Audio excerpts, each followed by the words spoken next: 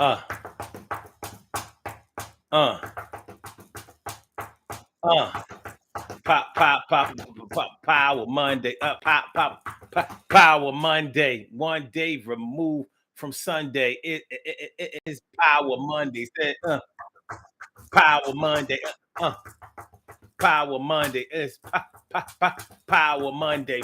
One day removed from Sunday. It's Monday, time to get it popping. Yo, first day of the week, and ain't no stopping.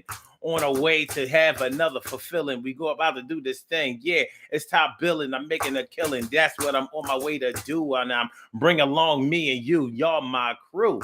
Tonight, we got things on our mind. We got the best material that we could find for a Monday. A Power Monday. Power Monday. Knowing how much you can drink, knowing how much you can say, knowing how much you can drink, knowing how much you can say. What do you know about knowing how much you can drink? Knowing your limits.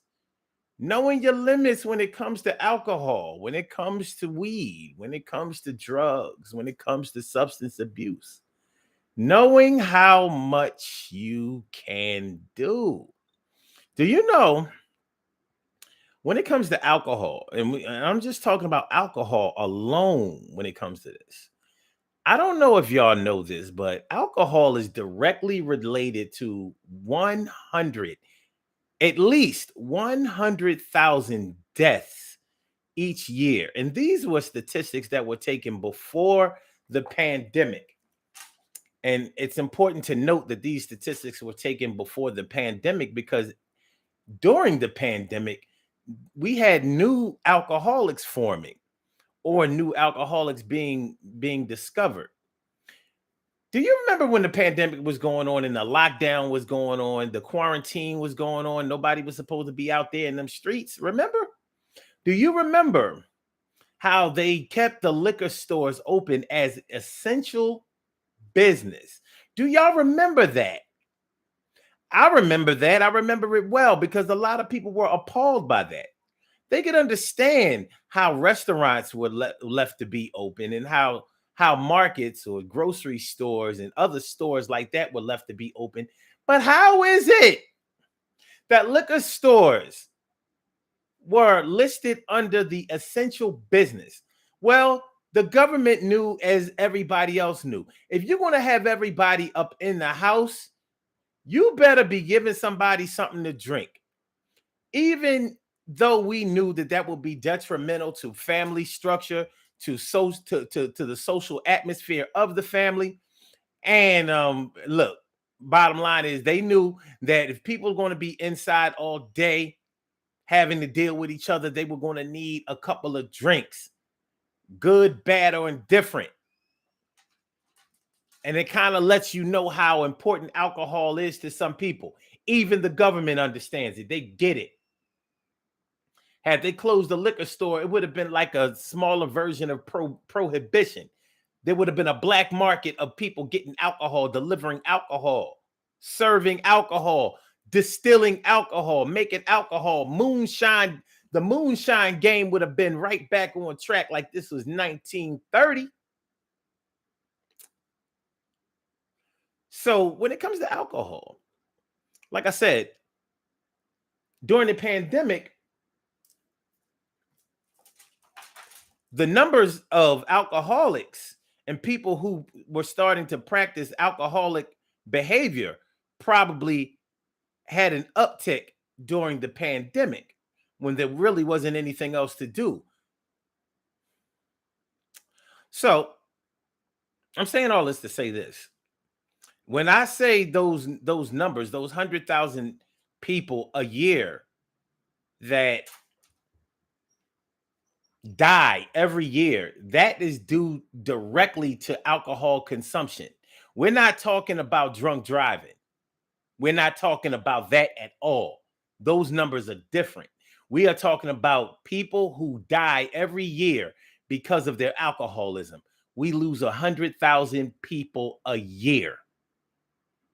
For those of y'all who care, that's more than all of the other drug drug related deaths combined. That's more. We talk about that fentanyl. That's more than that.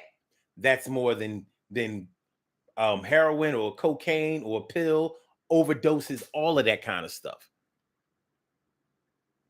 Because all of those mixed together don't even come up to $100,000. I mean, 100,000 deaths. Now, since the pandemic and with this what they call it, the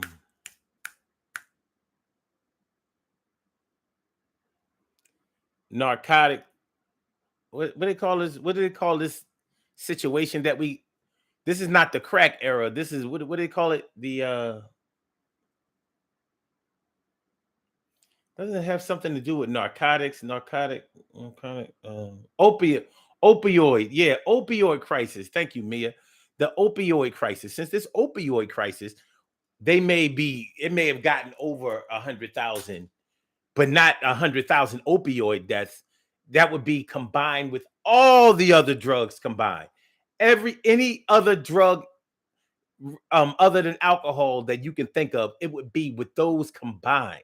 So alcohol is still beating them out. And we don't even want to talk about smoking cigarettes, because those deaths are responsible for 500,000, half a mil due to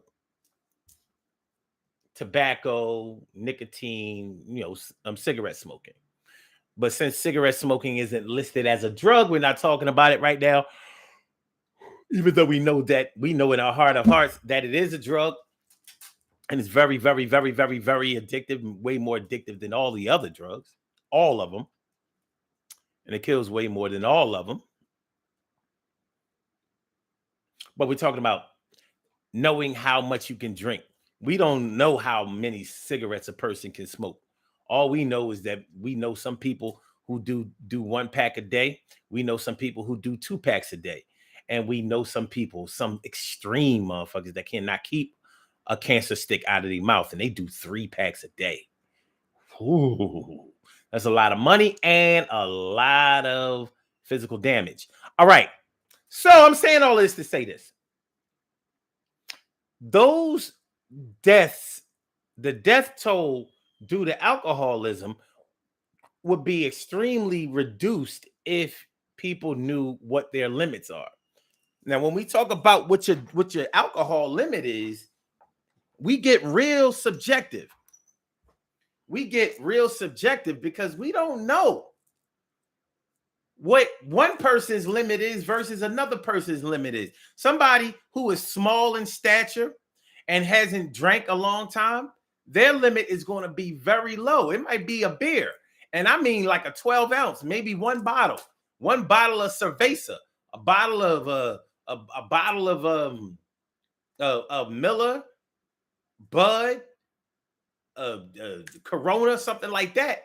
For a person that weighs about 125 pounds and is short, it's not going to take a whole lot to get them drunk. But anything that you practice at, you're going to get better at. Anything that you practice at, you're going to get better at. So as years go, they're going to be able to drink a whole lot, much to their detriment. But for the casual drinker, for the person that's not an alcoholic, for that person,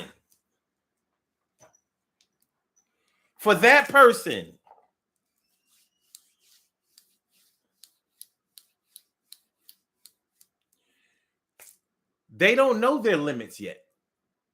So for the person that's casually going out, drinking the new popular drinks that are out, I don't know what any popular drinks are anymore, but when I was coming up, it was iced teas. It was what's that? What's that drink that they Thug Passion? People was drinking Alizé when a lot of cognacs, mixed fruity cognacs were coming out. The Hypnotics, the Alizé, those drinks were out. And but I don't know any of the new drinks. I wasn't there a drink that you mixed with Hypnotic that would turn it green when you mixed it with that other drink. Didn't they call that like the Incredible Hulk or something like that? I could have sworn. Let me see. Incredible Hulk.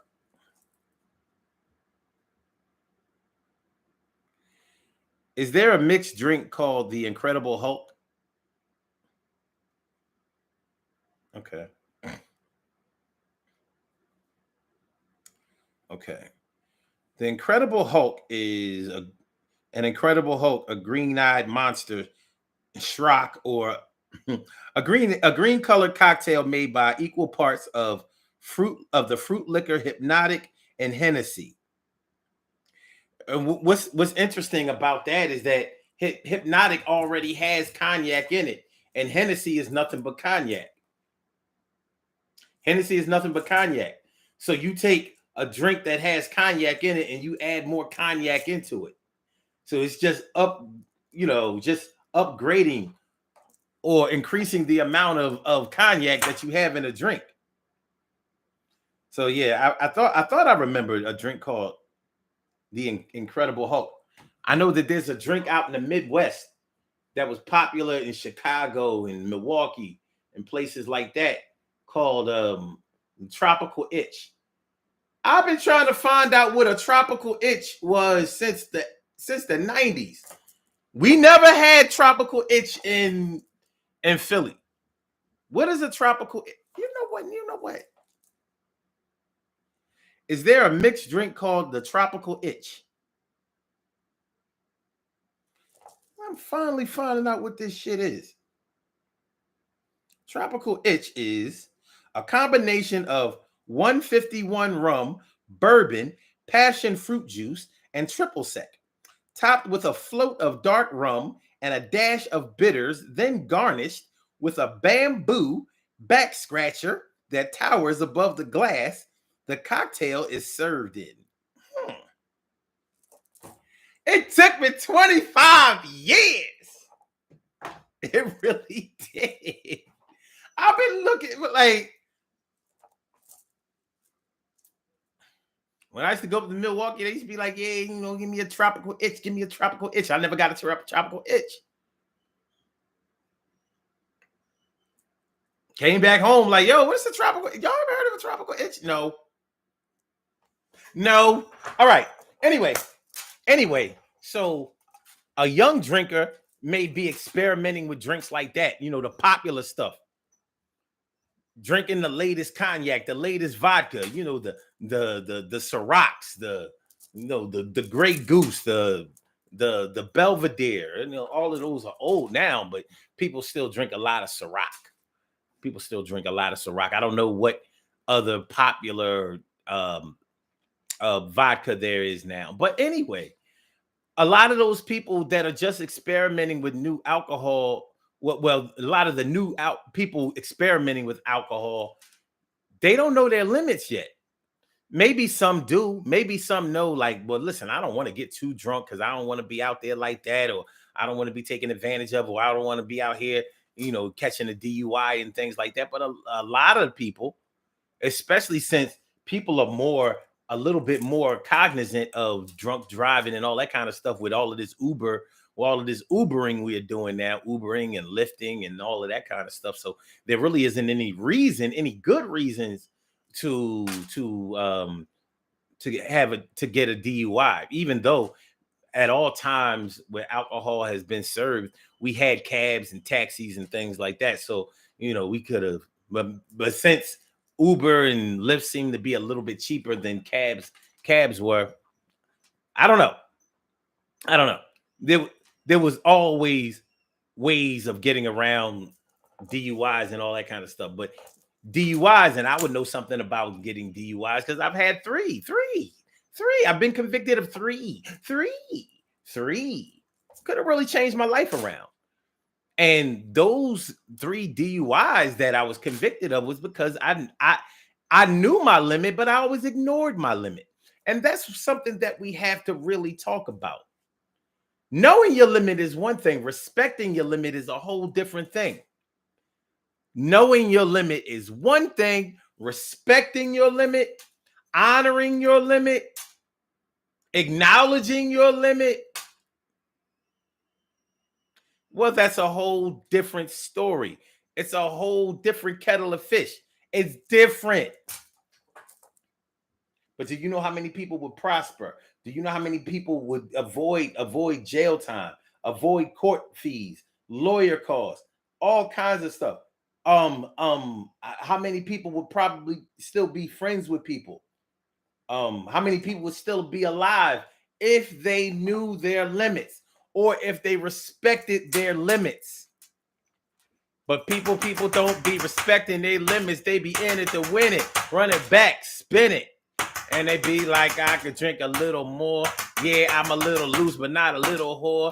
Do you understand what I need to do? Yo, give me another round, or maybe two, and order one for you and my crew. I got a couple of dollars, and you know how we do. When we get a couple of dollars, that's when we be on our road to ruin. What the hell is you doing? You have come this far just to mess it up, and you was about to be a star. But now you're going down like a sub, and the shit is messed up. Yo, of the things you could have done in your life, you chose to go down. I've seen a lot of things, been a lot of places, talked to a lot of people, was in their faces, and they told me that they knew better, but they didn't always prove. And that's something that really we have to do and respect, because it's not the move. Listen, y'all. Knowing your limits. All right, y'all, let's get into it. Matter of fact, let's get it popping. Urban Therapy with Sun 752 with this your daily, the daily go get emism show. We do this every single day, every day it rains, every day it rains. And the DG will do the same. We break it down, baby. Every day it rains, and the DG will do the same. Every day it rains, and the DG will do the same. Every day it rains, and the DG will do the same.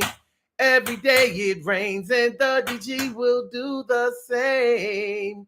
I am your host, Sun 752. AKA Omar with the and if you can't say Omar with the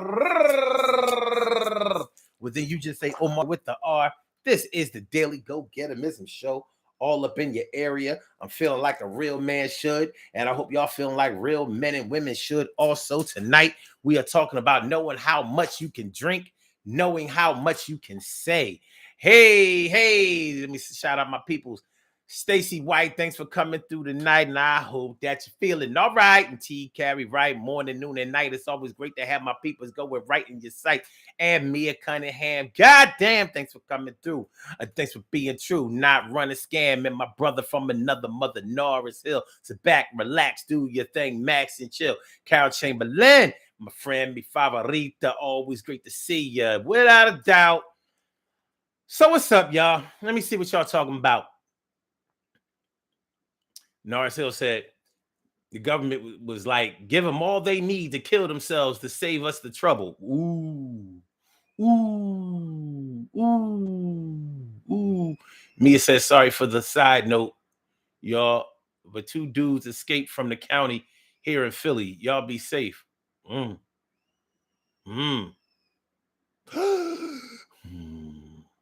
What'd they do? What'd they do? They flee from the jail. All right. Wasn't trying to make no bail. Okay, all right. Hopefully they wasn't murderers, but they might have been murderers. I don't know. It ain't easy to flee from no county. Like, damn, you made it out of the county? You must be kind of smart. To break out of the county jail, you got to be kind of smart, because you don't have a whole lot of time to be devising a plan. Like, you broke out of the county, nigga? I can see if you broke out of state prison, you had a while to, to see the lay of the land. Like, damn, you broke out of the county, nigga? Wow. Maybe he did it while they was on their way from while they was on their way to court or back from court. Okay, all right. Anyway, good looking out. TK Wright says, isn't it something that they don't care about cigarettes anymore? Smoke shops all over the place for cigarettes and weed.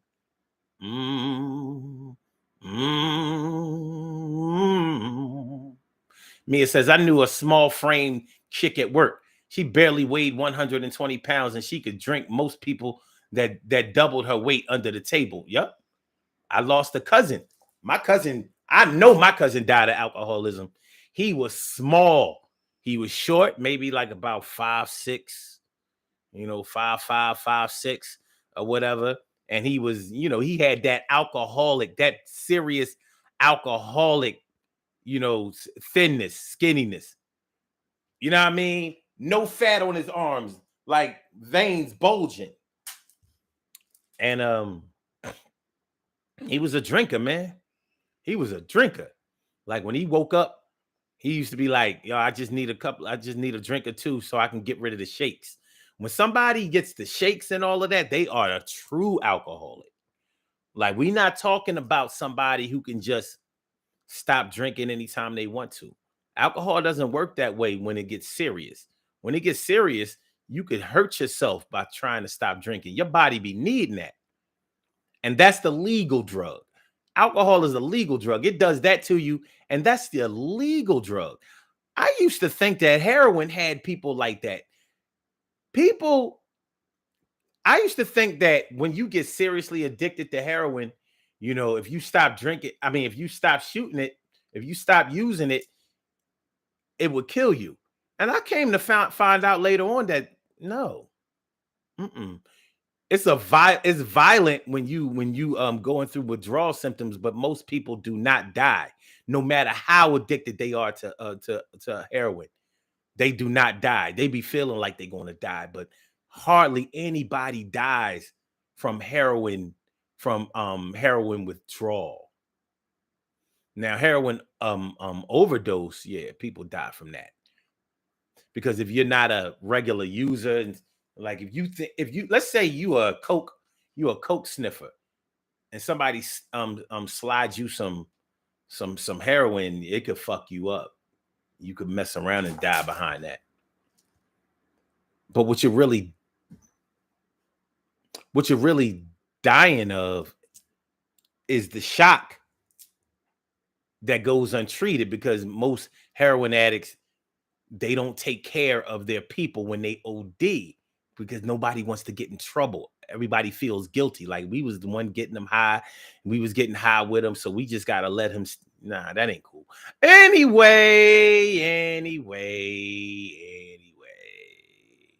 T. Carey Wright says, don't ask me about the drinks. Okay. Mia says she could drink straight liquor. She got so bad she made excuses to go to her car to take a swig because she would go through withdrawal. It was sad to watch. Damn.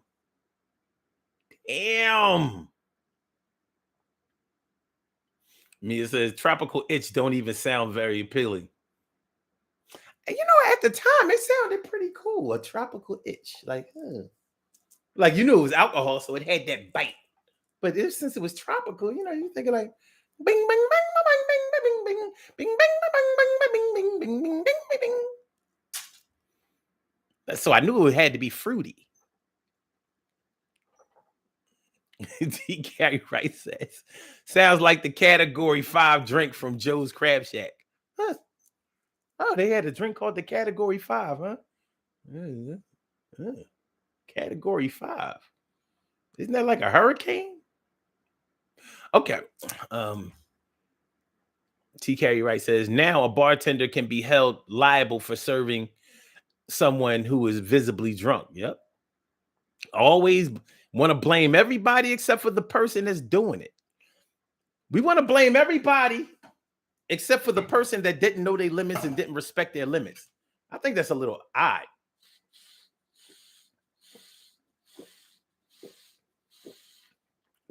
And I definitely think that is unfair. But this is where we at. The more lawsuits you can bring about, the better. So we gonna blame the person that got drunk, the person that let him get drunk, and the person that saw him get drunk. Everybody. Where was the last person that drunk person was? Where was the last place that last drunk person was? Home, well, everybody that was in the house is liable. Mia says, when something feels good, even though it can go bad quickly, the limit knows no limits for some. Yep. Nar says, Schlitz Red Bull was a friend of mine's brew of choice. I'm sure it contributed to his fatal crash. Mm. Oh, one is in jail for 4 murders. Whoa. Whoa. 4 murders? He got 4 bodies? Sheesh. Nar says, I don't miss the shakes. Oh, damn, you was to the point where you was getting the shakes. Yeah, the shakes. Yeah, you in when you saw it. When you get the shakes, you in. I'm glad that you came back from that. Mia says, Nars, that's what she would do. She would shake so badly. Soon as she saw that we knew that she was going to her car to take her meds. I don't see how nobody can be at work all day drunk. And if you drinking or maintaining your drunkenness at work, what happens when you go home?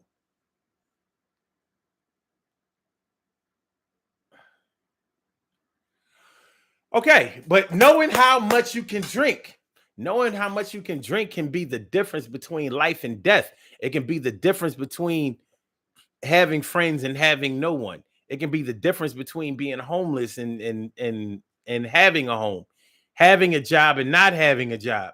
When any addiction gets to its peak, it's hard to keep anything in your life of significance, and that's what addiction is all about. That's what we're talking about when we talk about addiction. Make sure y'all hit that like button, y'all. Make sure that y'all share the show. Make sure that y'all subscribe to the channel if you haven't subscribed to the channel yet. This is the Daily Go Get a Missing Show, and we're talking about knowing how much you can drink, knowing how much you can say. So in this first part, we're talking about knowing how much you can drink. Yeah, anybody who goes to AA or NA, that's Alcohol Anonymous or Narcotics Anonymous, they know that one thing that you have to do in your addiction is acknowledge that your addiction has separated you from all the good things, all the significant things, and all the important things in your life. Your life has spiraled out of control to where you were no longer able to control yourself in a healthy way because of your addiction. You know what I mean? You was all messed up over alcohol. Last call for alcohol. Shirley Cheryl, the world's most precious and greatest pearl in the world. Shirley Cheryl, the world's most precious and greatest pearl in the world. What's going on, my how you feeling? So yeah, knowing how much you can drink. Now, because you have social drinkers, you have people who only drink for such a for special occasions. You have people that will only take a toast, for a congratulatory type of ceremony. You know what I mean? Maybe a wedding, or should I say a wedding reception? Maybe the grand opening of a business or a graduation or something like that. A lot of people they don't drink. A lot of people don't drink. And you know what? A lot of people who drink a lot, people who drink, they don't seem to notice that a lot of people don't drink. People who are really drinkers, they think that everybody drinks because most of the people that they hang around with drink. And why wouldn't most of the people that they hang around with drink? You're not gonna be a drunk and hang around with people that don't drink, because it's gonna make you look crazy. You're gonna look like a fool.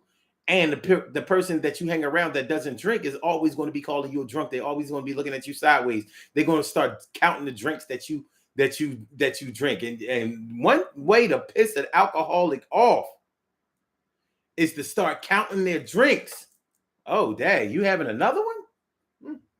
How many you had so far? You want to piss an alcoholic off or just a drinker? That's what you do. Talk about blowing somebody high. Because weed smokers don't really go through that. Cokeheads don't really go through that. Like nobody asks how many lines have you sniffed. Nobody asks you that shit. Dad, you lighting up another blunt? How many you had? They don't really get into all of that. They don't get into all of that. But alcoholics, they living in a house or they are around a bunch of people who don't partake. Then they're gonna be like, dang. That was a 6-pack or an 8-pack? You going back to the store? You going back to the store for what? Oh. Okay. Alcoholic gonna be mad as shit. Like, man, don't ask me how much. Listen, man. I'll never forget this girl that I was dating. And this is when I was drinking. But remember, y'all, I only drunk on the weekends. Only drunk on Friday, Saturday, and Sunday. I remember I cut out Thursday. I used to start on Thursday. I cut out Thursday.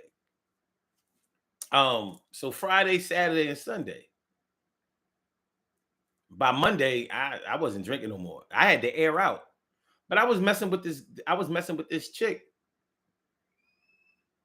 And she was a real alcoholic. She had to drink every day. And I used to be like, when we talk about knowing how much you can drink, she wouldn't drink heavy. She used to drink beer. This chick was a beer drinker. So I remember one time, now we was way younger at this time. So she was a young alcoholic.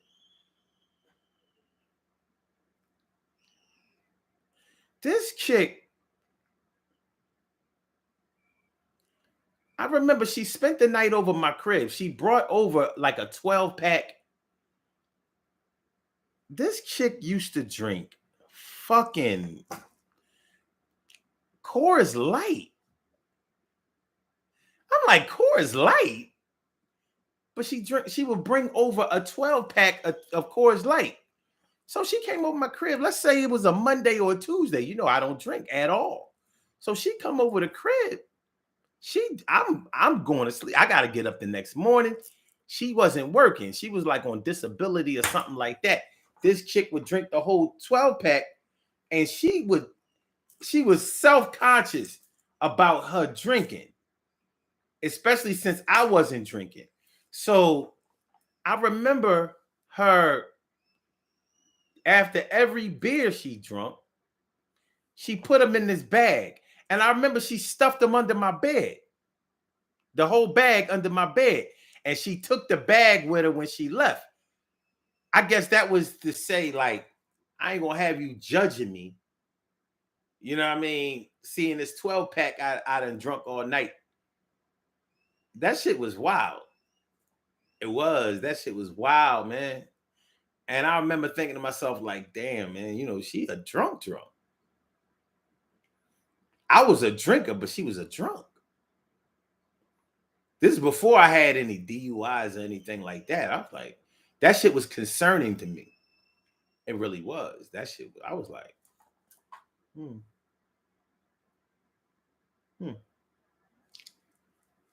Okay.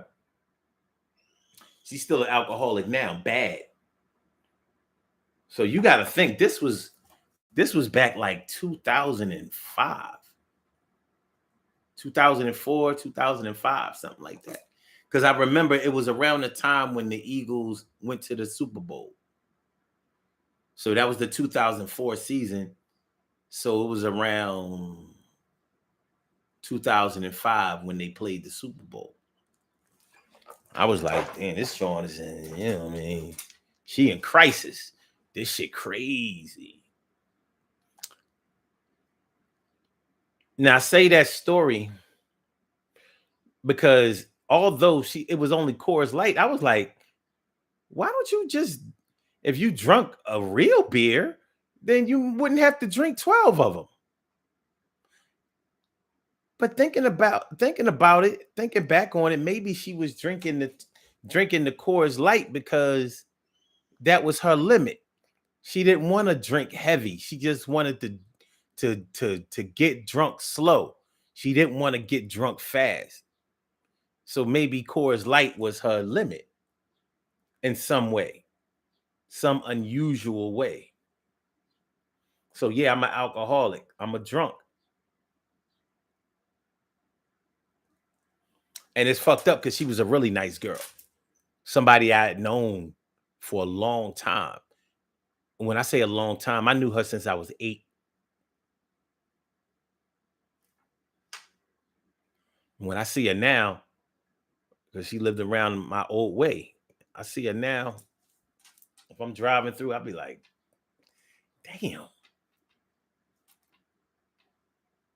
Sad.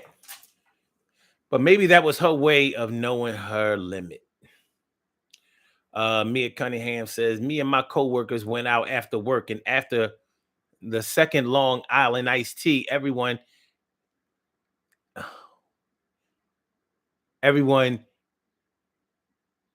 started taking the drinks away. Folks got mad, but I didn't go. Oh, you started taking everyone's drinks away.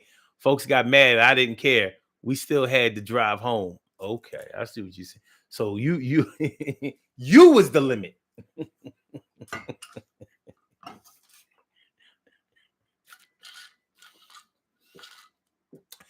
Mia Limit Ham.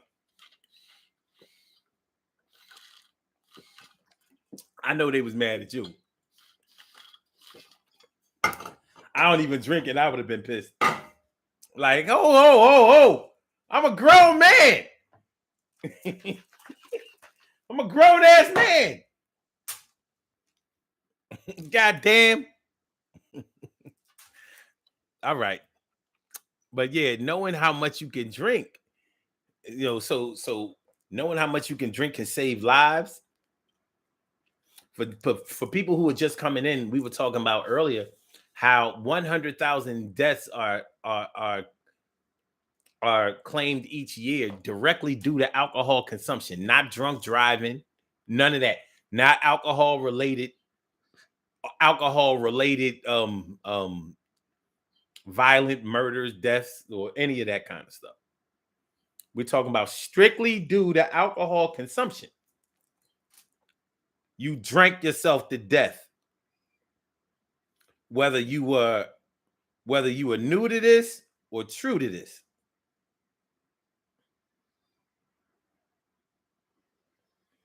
You know what I mean? New to this or true to this. So, yeah, alcohol flies under the radar as being a safe drink because of its legality, but it's really the worst. It's really the worst drug that's out there. If you've ever watched a person drink themselves to death or lose everything they love in their lives due to alcohol, or break their family up because of alcohol, or ruin their marriage because of alcohol, or lose their kids because of alcohol, or have to be taken care of because they got really sick because of alcohol. You know what I'm talking about.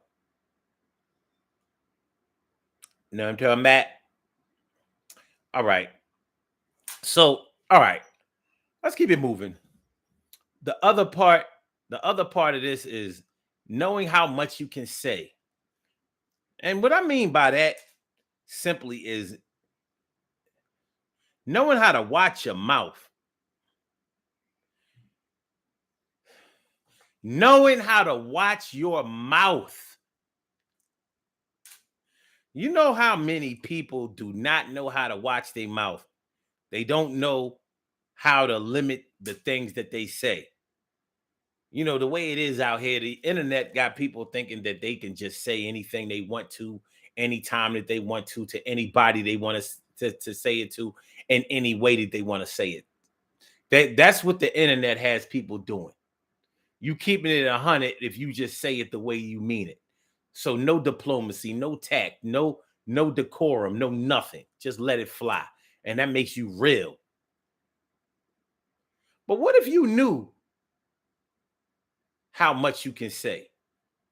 And that goes for people who tell other people's business too, snitching and shit.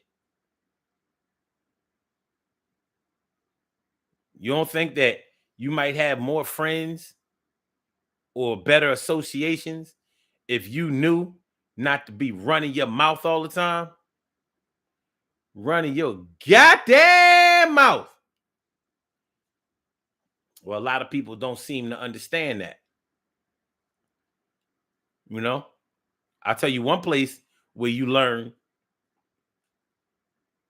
not to run your mouth all the time, or that you can't say things exactly the way you mean it. You know where that place is? We all know where it is. It's court. When you in court, you learn when to speak and how to speak real quick. Because if you don't, it's going to result in a conviction for you, in contempt for you, and jail time for you, and sentencing for you.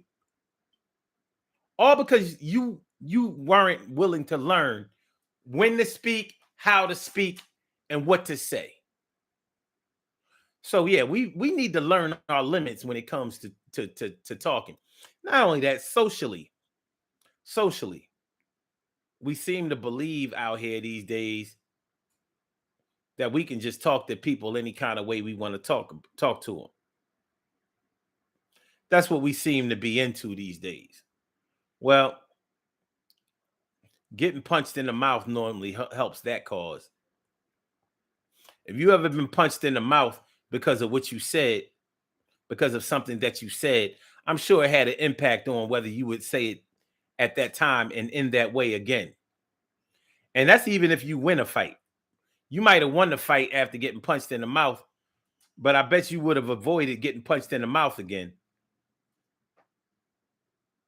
You know what I mean? You might have said you ain't nothing but a little pussy, and at least step back so you wouldn't have took that hit. Seems like a smart thing to do to me. You know, I don't know about y'all, but I ain't never been punched in the mouth and felt good about it. Like, well, yeah, I would have still took that punch in the mouth because I said what I wanted to say. I've heard people get fired from jobs talking about that bitch ain't just gonna be talking to me any kind of way. I ain't nobody's child. I ain't nobody's child. They ain't gonna be talking to me. She ain't gonna be talking to me. She ain't. He ain't gonna be. They ain't gonna be.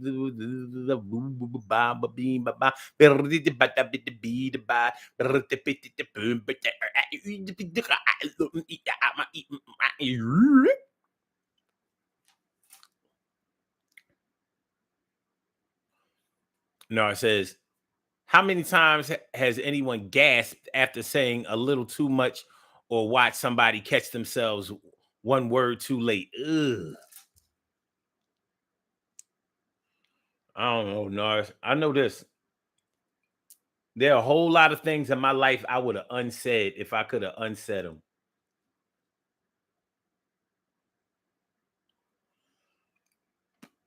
Because a nigga like me done let it fly too many times. I would definitely unsay a whole lot of shit that I done said. But I have gotten past that point where, you know how sometimes you regret telling somebody too much of a story or a story altogether. You know how you might beat yourself up. Well, I've gotten past the point where, you know how sometimes if you have ran your mouth too much or said more than you wanted to say or revealed more than you wanted to reveal, or you said exactly what you wanted to say, but somehow somebody twisted it on you, or somebody that you thought you could trust came back and threw something in your face, or they told somebody else. I've gotten past the point where I'm like, I'm not telling nobody nothing about myself no more. Because first of all, that's not smart. It's not practical. It's not even necessary. You don't have to swear off telling anybody anything. But sometimes we be feeling like that because we got our feelings hurt and we don't want to get our feelings hurt again. You know, it's hard to escape those feelings of betrayal, those feelings of abandonment, those feelings of being double crossed. It's hard to escape them. So sometimes in our anger, frustration, we be like, I'm not telling nobody nothing. I'm not telling nobody nothing. Now I've gotten past that point, but I've been there. I've been there where I was like, I ain't telling nobody nothing. Nobody ever gonna know nothing about me. Nobody's ever gonna know nothing about me ever again. I'm not opening my mouth and I'm not telling nobody nothing. I'm not trusting nobody. I'm not telling nobody nothing about myself. You ain't got to do that. You know what you got to do? You got to learn how to know what to say. You got to just know how much. You got to know your limits on what to say. Know your limits on what to say. Shoot. I see these videos. Like these popular channels out here where I see people checking the cops. They telling the cops what they can do and what they can't do, and they're licking off these ordinances and these laws. You know, by law, blah blah blah blah blah blah blah blah blah. No, I'm not consenting to any search and seizure. I'm not consenting to an investigation. I didn't give you a permission to blah blah blah blah. And they be cussing at the cops too. You know, pussy, get the fuck out of here, you asshole. I'm not like, now these videos will have you thinking that you know the law, and they have you getting your head beat in, they have you getting shot, they have you getting jammed up, because it's not going to work for you the way it worked for that person in them videos. You come around thinking that you know the law better than the cops know the law. What you don't know is discretion better than cops know discretion. So just like the cops can make the decision not to enforce the law when you've broken it, they can also exercise their discretion about whether to beat your head in, whether it's against the law or not. I be looking at them videos. I be like, man, don't try that shit at home, dummies. Don't try. I don't know if the person that see, they don't be showing the person in the video. So a lot of times they don't.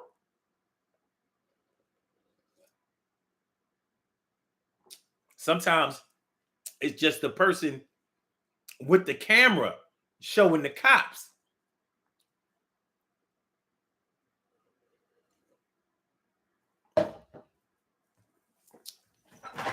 Uh-huh. Yeah, no, it says Law 28, Section 593. Yeah, all that.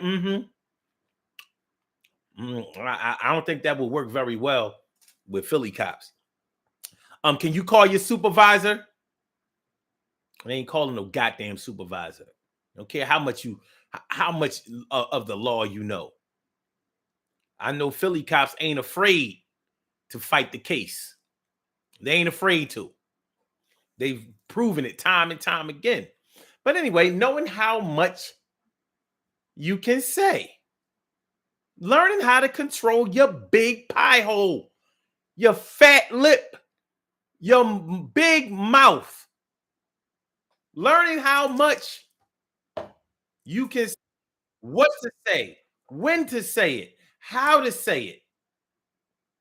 Some people act like they don't even want to know that. I should be able to say whatever I want to say. This is a free country. This is America. Hey, America for you with your dumb black ass. Fuck out of here.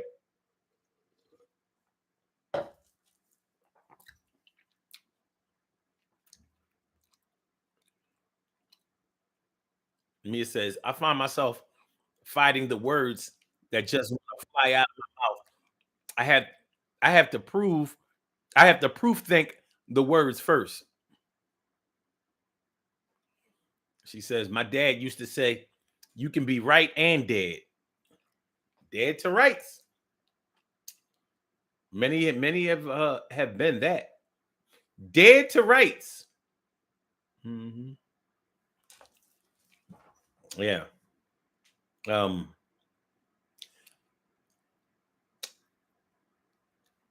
Practicing what to say, how to say it, and when to say it. That's all practicing self-control. And you can never go wrong with practicing self-control. You can't go wrong. If you practice self-control, if you practice mitigating yourself, you will always do better. There is no limit to how much you should try to limit yourself. No limits.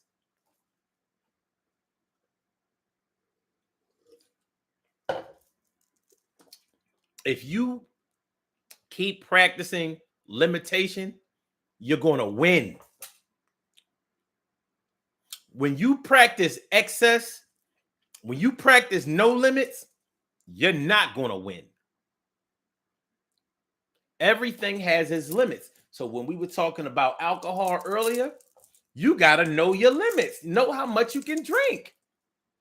Save your life, even if the life you save is your own. When it comes to saying what you want to say or the things that you should say, okay, if you are all right with people avoiding you because they don't like the way you talk to them, they don't like the way you address them, they don't like the anger that they feel when you come around and start talking your bullshit. They don't like the violence, that the violent way that it makes them feel against you.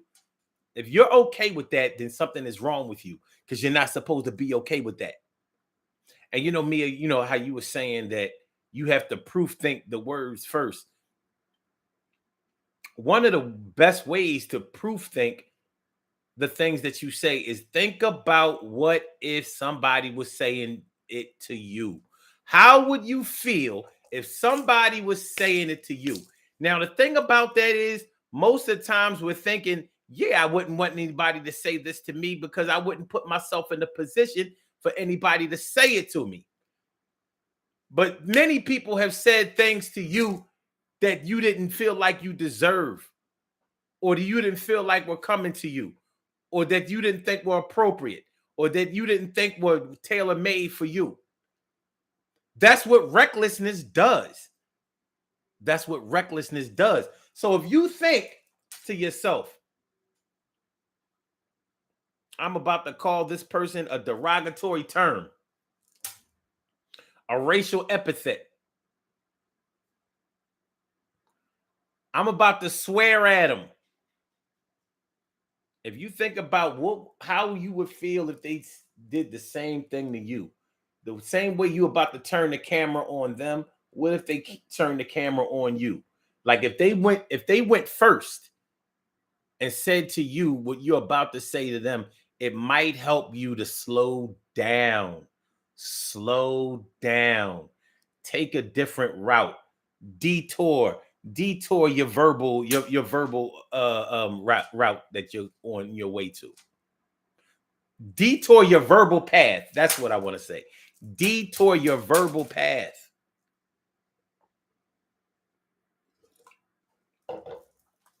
Because you can get a win out of there.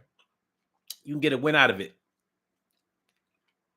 Thanks for sharing the show and liking the show, Stacy. Appreciate it. Nora says, Exhibit once said, watch your thoughts. Thoughts becomes words. Words becomes actions when the bullshit happens. I remember when he said that. That was the good Exhibit. You know, them first two albums.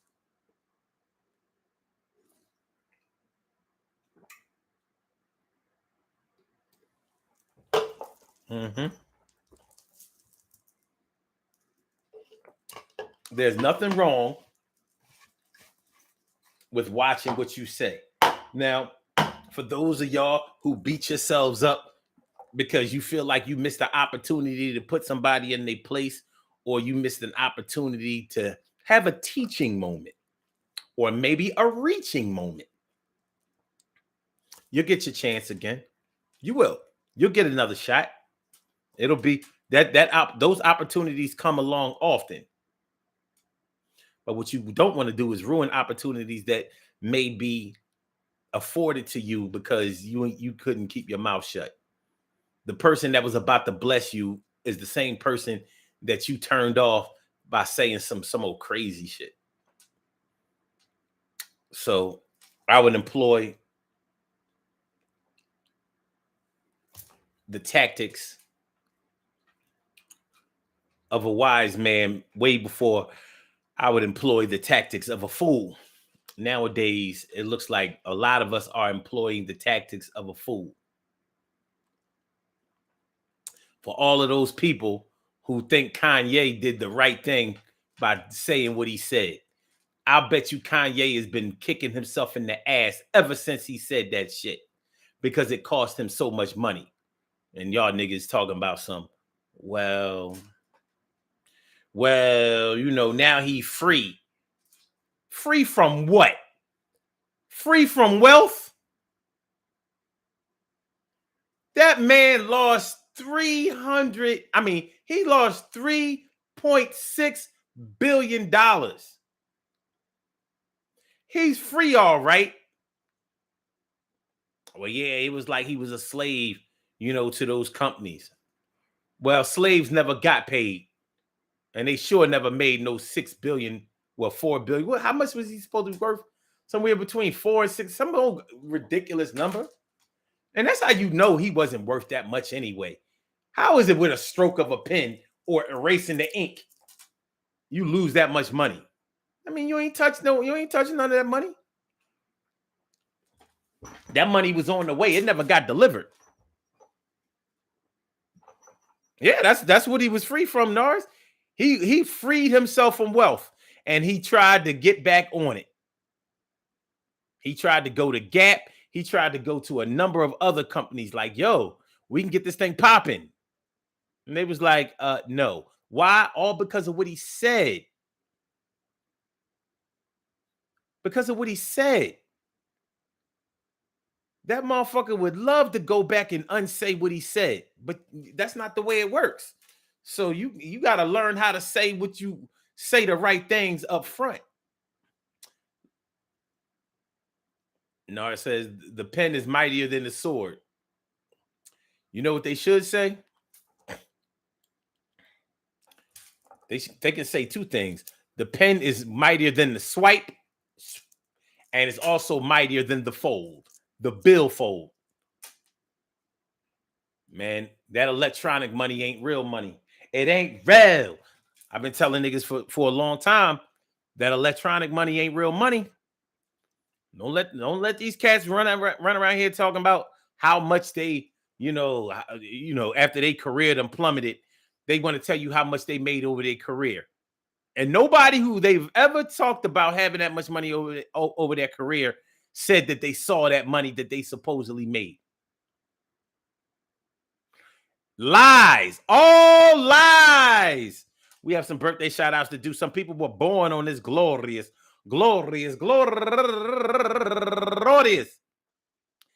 May 8th, and they deserve to be acknowledged. So let's go about our business of acknowledging them and making them feel special because they are special, because they are special, because they are SPECIAL. They get the RESPECT. They are SPECIAL. They get the RESPECT. They are SPECIAL. They get the RESPECT. They get number one out the box, Cherie Uniquely Me Singleton. Happy birthday to you. And also Tez Hunter. Happy birthday to you. And Tiffany Blackgrove. Happy birthday to you. And Cece Jennings turning 37 years old today. Happy birthday to you. And Bertha Peters turning 73 years old today. And Vanessa Macia Desir turning 29 years old today. And Kim Clark. Happy birthday to you. And my cuz, one of my favorites, turning 56 years old today. My girl, Yolanda Neal. Happy birthday to you, affectionately known to the family as Landa Neal, Yolanda. And that's my last but least. I want to say happy birthday to all y'all. And I hope that today finds you all in good health, happiness, mind, body, soul, and spirit. And anyone else out there who shares this birthday on this glorious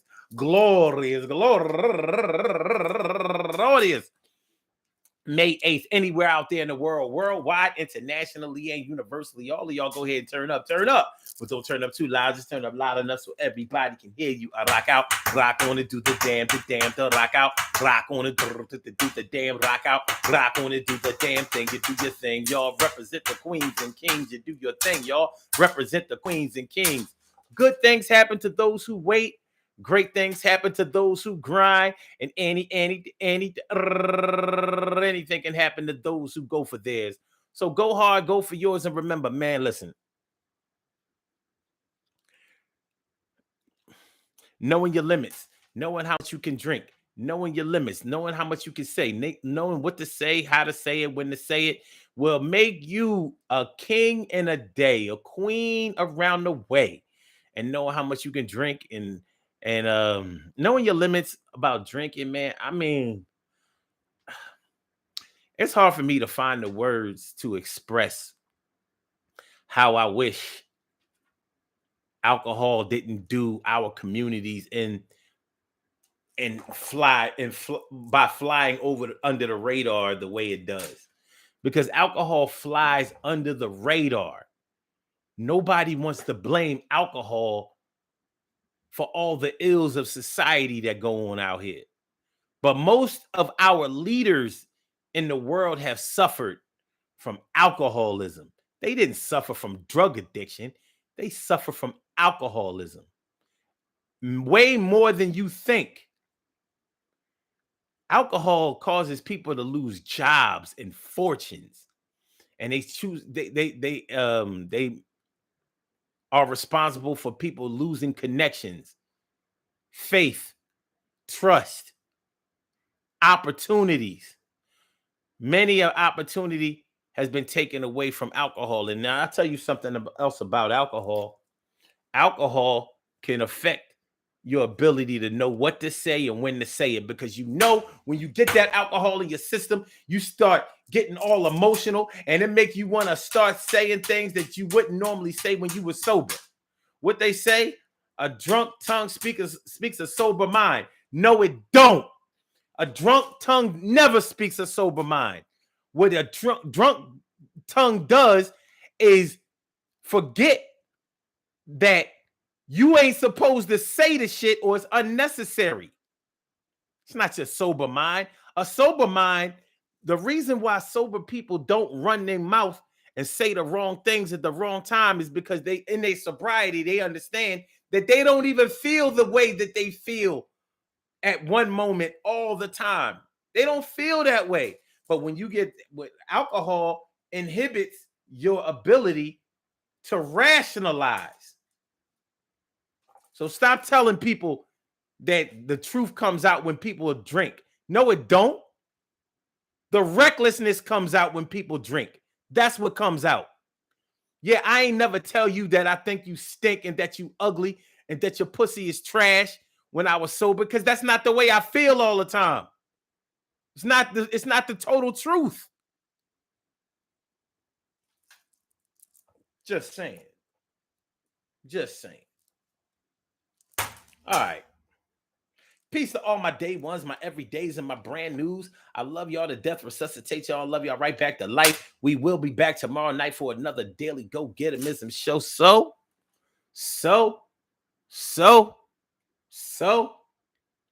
appreciate y'all coming through, and I hope y'all enjoy listening to the show as much as I enjoy listening to it. Make sure y'all hit the like button. Make sure that y'all share the show. Make sure that y'all subscribe to the channel if you haven't subscribed to the channel yet.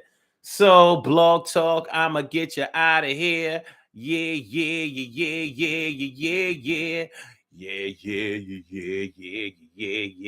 And for my YouTubers, you know just how we do, but thanks for coming on through. See you on the other side, my boobers. Yeah, on the other side, my boobers. Peace on the other side, my boobers. Word. All right.